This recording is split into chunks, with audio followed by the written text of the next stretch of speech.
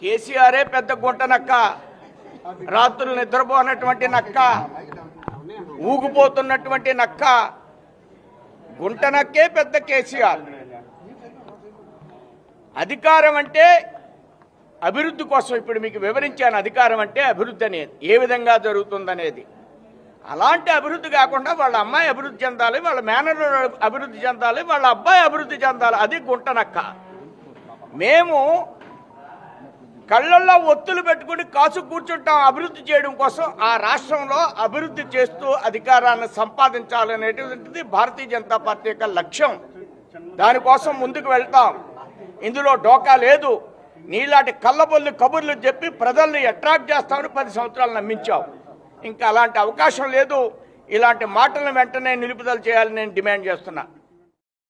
రామరాజు గారు, అలానే రాష్ట్ర ఉపాధ్యక్షులు మాజీ ఎమ్మెల్సీ శ్రీ మాధవ్ గారు, ప్రధాన కార్యదర్శి కాశీరాజు గారు, ఈ ప్రాంతంలో ప్రముఖ నాయకులు, విశాఖ డైరీ అధ్యక్షులు శ్రీ ఆడారి ఆనంద్ గారు, వేదిక మీద ఉన్నటువంటి సురేంద్ర గారు రాష్ట్ర కార్యదర్శి, అలానే రాష్ట్ర కోశాధ్యక్షులు, వేదిక మీద ఉన్నటువంటి పెద్దలు, ఈరోజు పెద్ద ఎత్తున వెస్ట్ నియోజకవర్గాన్ని నుంచి పార్టీలో వైసీపీలో అనేక పదవులు అలంకరించినటువంటి పెద్దలు, కార్పొరేటర్లు పెద్ద ఎత్తున ఈవేళ పార్టీలు చేరుతున్న సందర్భంలో చేర్పిస్తున్నందుకు వారిని అభినందిస్తూ,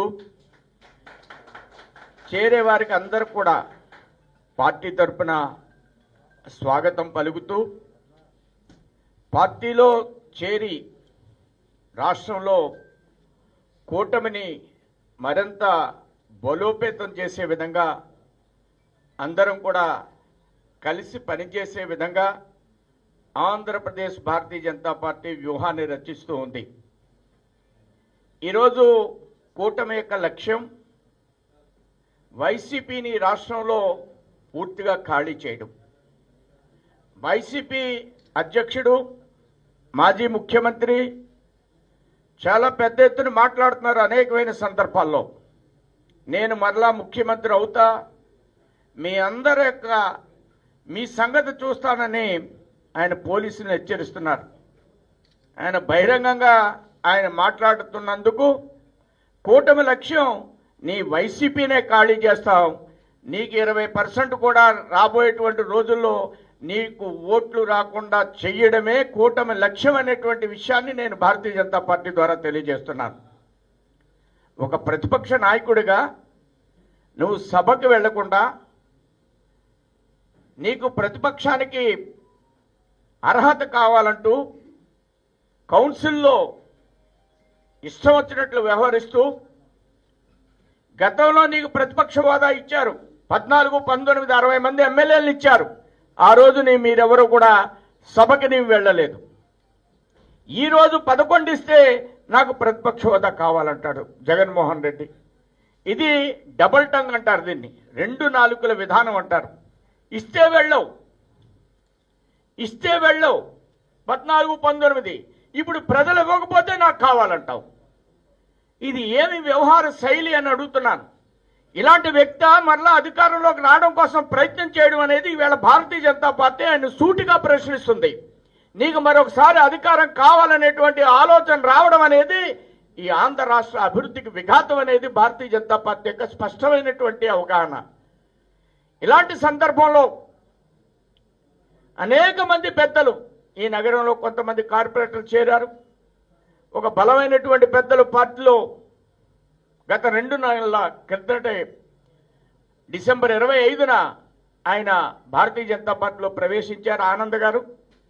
వారు నిరంతరం కూడా వారికి ఉన్నటువంటి అనుచరుల్ని భారతీయ జనతా పార్టీలో చేర్చి భారతీయ జనతా పార్టీని బలోపేతం చేయాలనేటువంటి లక్ష్యంతో వారు ఉండడం నిజంగా కూటమికి, భారతీయ జనతా పార్టీకి ఒక హర్షించదగ్గ పరిణామంగా నేను భావిస్తూ ఉన్నాను.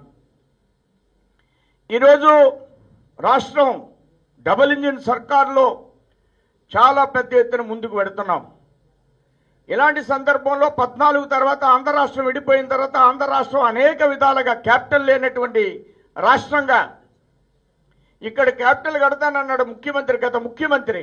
ఇక్కడ క్యాపిటల్ కట్టలేదు, ₹1 ఖర్చు పెట్టలేదు. ఆయన కోసం 150 కోట్లతో ఒక పెద్ద బంగ్లా కట్టుకున్నాడు. ఎంత 500 కోట్లతో! ఎంత దౌర్భాగ్యం అండి! నేను మరలా అధికారంలోకి వస్తాననేటువంటి అర్హత ఎక్కడుందని చెప్తున్నా. ఈవేళ భారతీయ జనతా పార్టీ కేంద్ర ప్రభుత్వం 40,000 కోట్ల రూపాయలని క్యాపిటల్కి ఇచ్చి అనేక రకాలుగా ఈ యొక్క క్యాపిటల్ని అభివృద్ధి చేయాలి. 11,000 కోట్ల రూపాయలని విశాఖ స్టీల్ ప్లాంట్కి ఇచ్చి, ఇంకా ఇక్కడ కొంతమంది నిరాహారదీక్ష చేస్తున్నారంటే 700 రోజులు, 1400 రోజులు, 1500 రోజులు. ఈ తీసేసిన తహసీల్దారులందరూ అక్కడ కూర్చుంటున్నారు, ఎవరు గట్టిగా మాట్లాడరు. దేనికి కూర్చోవాలండి? నిరాహారదీక్ష చేస్తారా? మీకు అసలు బుర్ర ఉందా అని అడుగుతున్నాను నేను వాళ్ళందరినీ. రేపుదని గట్టిగా స్టేట్మెంట్ ఇవ్వాలి దీని మీద. ఈ స్టీల్ ప్లాంట్ నష్టపోవడానికి ప్రధానమైనటువంటి కారణం ఎవరైతే ఇక్కడ కార్మిక నాయకులు ఉన్నారో వాళ్ళదే ప్రధానమైనటువంటి కారణం అనేటువంటి విషయాన్ని నేను ఘంటాపదంగా చెప్తున్నాను. మీ ఆస్తులంతా మీరు ఎక్కడి నుంచి వచ్చారు ఈ స్టీల్ ప్లాంట్ నాయకులుగా ఎదగడానికి? ఎక్కడిది డబ్బంతా? ఎవరిని రెచ్చగొడుతున్నారు? భారతదేశాన్ని నష్టం తీసేటువంటి పరిస్థితుల్లో మీరు ఎలా ఉద్యమాలు చేస్తూ ఉన్నారు? ఈ స్టీల్ ప్లాంట్ని ఆధారం చేసుకుని ఈ ప్రాంతంలో అభివృద్ధి లేకుండా ప్రయత్నం చేయాలనేటువంటి ఒక శక్తి స్టీల్ ప్లాంట్ని ఆధారం చేసుకుని దాన్ని కూడా నాశనం చేయాలనుకుంటే వాళ్ళకి సవాలు విసురుతున్న ఈ స్టీల్ ప్లాంట్ని లాభాల్లోకి తీసుకొచ్చి దేశంలోనే ఒక అద్భుతమైనటువంటి స్టీల్ ప్లాంట్గా తీసుకెళ్లేటువంటి బాధ్యతను ఈవేళ నరేంద్ర మోడీ గారు స్వీకరించారు. వాళ్ళు దీన్ని రానివ్వకూడదు, ఈ స్టీల్ ప్లాంట్ లాభంలో రాకూడదు. ఈయన తీసేస్తున్నారు, వాళ్ళని తీసేస్తున్నారు. మన దేశం కాబట్టి సరిపోయింది. ఇదే జపాన్ అయితే వాళ్ళు ఏం చేసేవారంటే, జపాన్లో ఏం జరుగుతుందంటే స్ట్రైక్ చేస్తుంటే ఇంకా ఎక్కువ ఉత్పత్తి చేస్తూ ఉంటున్నారు. ఈవేళ విశాఖపట్నంలో అదే జరుగుతుంది. అవునా కాదా? ఉత్పత్తి ఇంకా ఎక్కువ చేస్తారు ఇవాళ కార్మికులు. తక్కువ మంది ఉన్నప్పటికీ కూడా ఉత్పత్తిని ఎక్కువ చేస్తున్నారు. ఈ స్టీల్ ప్లాంట్ని తీసుకురావాలి. నరేంద్ర మోడీ ఆలోచన విధానానికి అనుగుణంగా ఈ కార్మికులందరూ కూడా వీళ్ళ కష్టపడి పనిచేస్తుంటే బయట వీళ్ళ కడుపు మండిపోయి ఉద్యమం చేసేటువంటి పరిస్థితి తీసుకొస్తున్నారు. ఇది భారతీయ జనతా పార్టీ ఆలోచన విధానం. ఎప్పుడు ఏ పని ఏ విధంగా చేయాలి. గతంలో చాలా కోతలు కూశారు. జగన్కి మేము ₹1 ఇవ్వలేదు. జగన్కి 40,000 కోట్ల రూపాయలు స్టీల్ క్యాపిటల్కి ఇవ్వలేదు. 11,000 కోట్ల రూపాయలు స్టీల్ ప్లాంట్కి ఇవ్వలేదు. ఎప్పుడు ఇవ్వాలి?